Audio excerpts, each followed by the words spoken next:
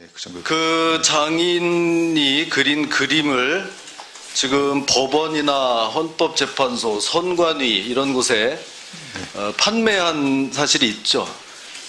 제가 많이 그림이 걸려 있는 것은 알고 있습니다. 헌법재판소에 하나 걸려 있는 그런 거 데서 알고 이제 있습니다. 돈을 내고 구입한 그 현황이 총 22점 2억 1천만 원입니다. 그 사실 맞죠? 그건 제가 그 의원님 말씀하시는 거 듣고 최근에 네, 제가 알았습니다. 네. 전국 법원으로부터 이 자료를 받아서 네. 취합을 해보니까 이렇게 나옵니다. 그러면 결국 후보자의 장인이 그린 그림을 우리 전국의 법원과 뭐 이런 헌법재판소 이런 곳에서 무려 2억 1천만 원어치나 사서 이렇게 걸어놨다고 하는 것은 거기에 대해서는 어떻게 생각합니까? 제 그 구입 경위나 미술품 선정 경위나 구입 경위는 제가 알지 못합니다. 그것은 법원에서 아마 그 내부 선정 작업을 거쳐서 되지 않나 싶습니다. 헌법재판소에서 네. 그 구입한 것은요 4,200만 원에 구입했는데 그때 1993년 그때 우리 후보자는 어디서 근무하고 있었습니까? 제가 그때 헌법재판소에 근무를 하고 있었습니다. 마침 후보자가 헌재에 근무를 하고 있는데 헌재에서 후보자의 장인이 그린 그림을 무려 4,200만 원에 구입을 해서 걸어놓고 있는 것은 모양이 괜찮습니까? 제가 그때 뭐 법관 생활이 86년부터 시작해서 이렇게 그 부장판사도 아니고 헌법연구관에 하여튼 전혀 관계가 없다? 네, 관계 없습니다. 우연히 네, 그렇습니다. 전혀 관계 우연히 없습니다. 한두 번도 아니고 22점이나 2억 1천만 원어치나. 아이 참 이거 차라리 그냥 좀 뭐 사위가 또 그런데 다니니까 장인 어른 그림이 훌륭했겠죠. 예? 그렇게 할 수도 뭐 그렇게 볼 수도 있었겠죠. 그런 거 아니겠습니까? 예? 감사원 뭐 사무총장 아들은 111명 중에 또 1등 해가지고 또 그냥 면접만으로 들어가고 국장 아들은 또 63명 중에 1등하고 사위가 거기 근무하니까 또 뭐 4,100만 원이나 주고 이 그림은 구입하고 그림을 구입한 자체만 해도 저는 뭐 좀 그렇다고 생각합니다. 저 같으면은 좀 그렇게 안 했을 것 같다는 생각을 정말 하고요. 그게 정말 좀 이 선비정신 아닌가 이런 생각이 들고요. 자, 그런데 그 그림이 과연 제대로 된 가격에 판매가 됐느냐 한번 좀 보겠습니다. 아니 앞에 그 표 한번 보세요. 저게 우리 후보자가 재산 등록으로 그 장인의 그림 4점을 저렇게 실제로 신고한 현황입니다. 아시죠? 네. 하나는 3천만 원이고 나머지는 1,000만 원, 1,500만 원 뭐 이렇게들 된다고 신고를 했는데 저게 감정평가액이라고 해서 저렇게 신고한 거죠. 아닙니다. 그럼 뭡니까? 저거는 그 당시에 감정평가액이라고 거기 적혀 있어요. 그 신고서에. 감정평가액이라고 제가 신고한 적은 없습니다. 그럼 뭐 무슨 근거로 저렇게 한 겁니까? 저거는 그 당시에 이제 그 처음에는 가액을 신고하지 않다가 그 무슨 가액으로 했냐고요? 이거는 제가 예. 장인께 여쭤봐가지고 물어봐서? 네네 그렇습니다. 물어봐서 하셨구나. 자, 다음 화면 좀 보세요. 자, 처음부터. 그래서 저희가 그런 그림들의 실거래가를 한번 확인을 해봤어요. 우리 옥션에서 2014년에 우리 장인 어른이 그린 비슷한 크기의 저게 몇 호짜리냐 하면 30호짜리 그림이 180만 원에 거래가 됐습니다. 다음 화면이요.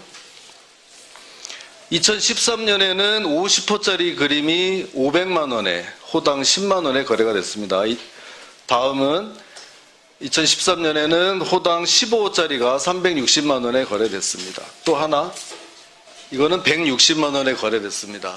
그러니까 저희가 파악해본 공개적으로 거래된 것으로는 500만 원을 넘는 거래가 이루어진 것이 하나도 없는데요. 근데 그냥 그 당사자의 말만 듣고 1,000만 원, 3,000만 원으로 이렇게 한 겁니까? 예?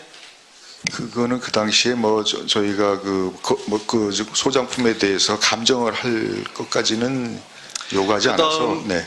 그러니까 또 본인에게 물어보고 했다. 네. 그 다음에 2012년에 서울 가정법원에서 구입한 그림은 4천만 원에 구입을 했는데요. 이거는 그 가정법원에서 가치 등급을 C급으로 정해가지고 우리 지금 자료를 냈습니다. C급으로 했으면서도 작품을 4천만 원을 주고 샀어요.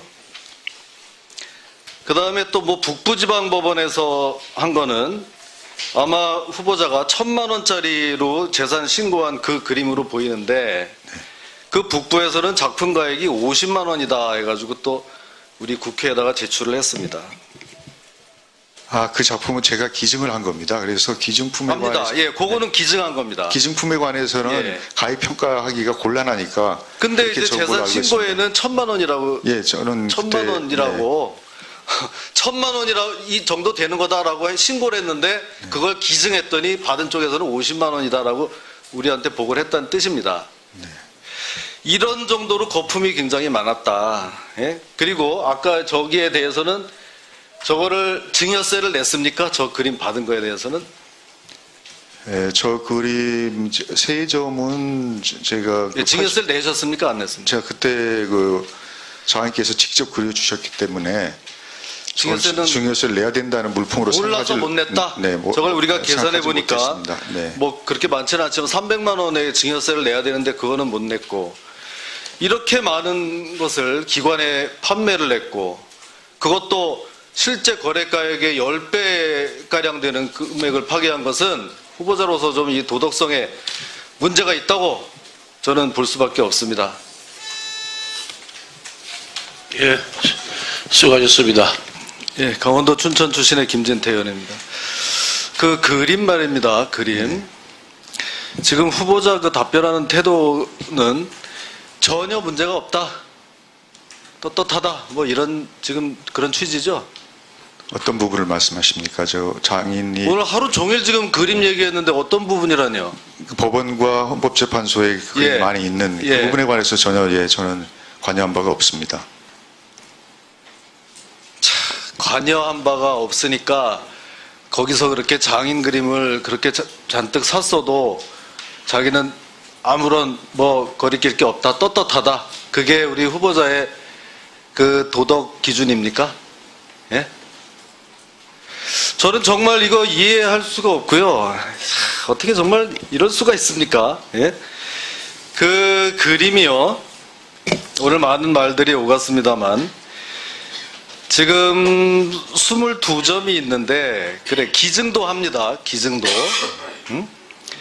기증을 해요. 여기 이제 최근 순서대로 이렇게 가면 북부지방법원에 50만 원, 북부지방법원에 30만 원, 서울행정법원에 10만 원, 행정법원 9층에 10만 원, 행정법원 5부에 10만 원짜리, 행정법원 수석부 배석판사실에 10만 원짜리 이러다가 한 번은 2012년 9월 3일 날은 4천만 원을 판매를 합니다.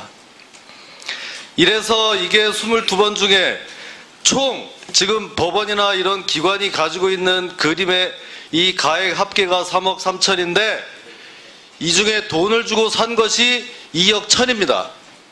이건 인정하시죠? 지금 자료에 나와 있는 게 그렇다면 맞는 것 같습니다.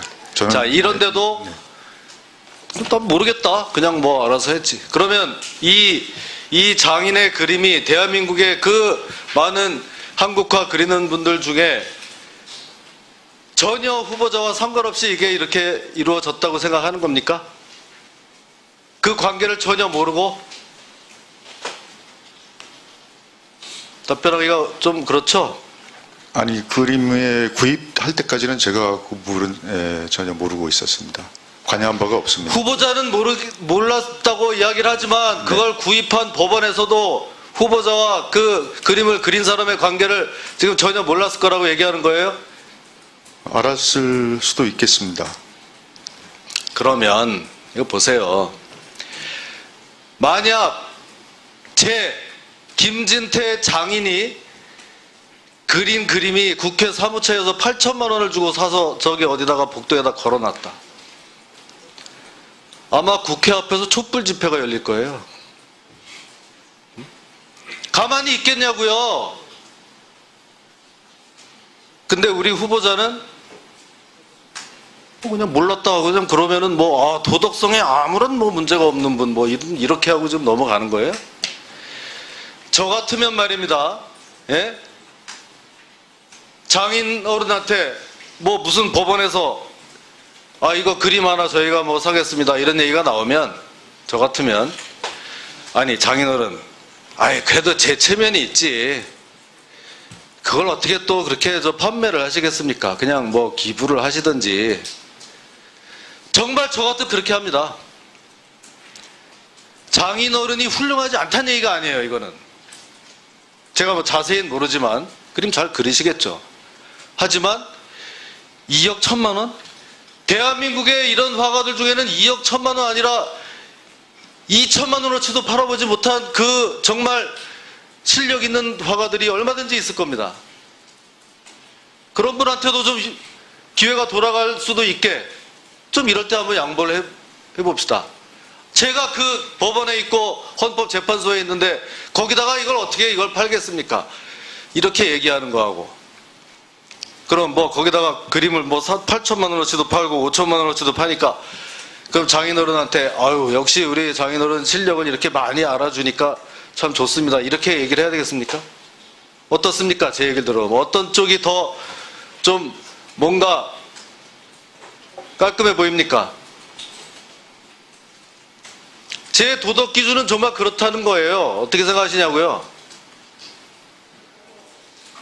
그 점에 관해서는 제가 드릴 말씀이 없습니다. 어떤 판단을 해야 될지. 그리고 그러니까 지금 이 공직 후보자들의 이 도덕 기준이라는 게 전부 이런 식이에요. 도대체 이게 지금 제가 비정상인지 누가 비정상인지 모르겠어요. 그냥 남들이 하는 거는 그렇게 엄격하게 얘기하고 본인은 가서 이렇게 할 거 다 하고 뭐가 잘못됐는지도 모르고. 그러니까 아까 어느 분이 얘기했잖아요. 그러면 만약에 헌법재판관이 되면은 이걸 또 이렇게 하겠냐? 그러니까 그럼 모르겠다. 그래야 이게 일관성이 있거든. 나는 여태까지 몰랐다. 그게 아니죠. 이제 앞으로 이런 데 와서 이렇게 의원들이 물어보면 그게 지금 와서 생각해보면 좀 모양이 그렇습니다. 앞으로 헌법재판관 이렇게 하면 그걸 산다고 해도 제가 그거는 말리겠습니다. 이렇게 좀 인간적으로 좀 대답을 해야지 우리도 이렇게 하지. 그건 내가 결정하는 거 아니니까 모르겠습니다. 그래서 저는 이 정말 후보자 이 답변 태도도 그렇고 이 도덕성 기준 자체가 아주 굉장히 둔감해져 있다. 다른 의원님들은 모르겠습니다. 제가 생각하는 기준보다는 한참 이 기준 자체가 아주 하향으로 맞춰져 있다. 이거를 지적하지 않을 수가 없습니다. 그리고 무슨 우리법에 관해서 물어보는 것도 우리법 처음에 순수했는데 나중에 어떻게 되는지 모르겠다. 난 지금 당당하다. 세상 어떻게 돌아가는지 신문도 안 보고 삽니까? 이 우리법 때문에 지금 우리 이 법관들이 얼마나 정치화돼가지고 법안 자체가 지금 이렇게 휘둘리키고 있는데 거기에 대해서 아무런 책임도 모르겠다 자기는. 이런 심각한 문제가 있다는 것을 지적합니다. 일단 마치겠습니다. 예, 수고하셨습니다. 다음에 박주현 의원님.